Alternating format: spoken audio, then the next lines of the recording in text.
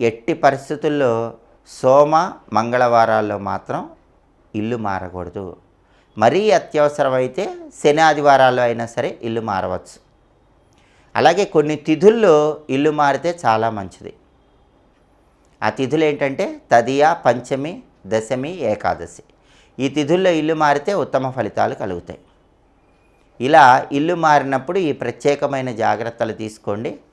కొత్త ఇంటికి వెళ్ళగానే ఆ ఇంటికి ఒక రావి కొమ్మ, ఒక వేప కొమ్మ కలిపి కట్టండి. ఈ 2 కొమ్మలు కలిపి కడితే మీరు కొత్త ఇంటికి వెళ్ళిన తర్వాత ఆ ఇంట్లో మొత్తం కూడా సంపూర్ణంగా లక్ష్మీదేవి అనుగ్రహం కలుగుతుంది. పూజ గదిలో ఖచ్చితంగా ఉండాల్సిన వస్తువులేంటో ఈ వీడియోలో మనం తెలుసుకుందాం. సహజంగా అందరూ పూజ గదిలో చిత్రపటాల మీద ఎక్కువ ప్రాధాన్యత ఇస్తూ ఉంటారు. అయితే కేవలం చిత్రపటాలు, ఫోటోలు మాత్రమే కాదు, పూజ గదిలో కొన్ని వస్తువులు ఉంటే అద్భుత ఫలితాలు కలుగుతాయని పరిహార శాస్త్రంలో చెప్పారు.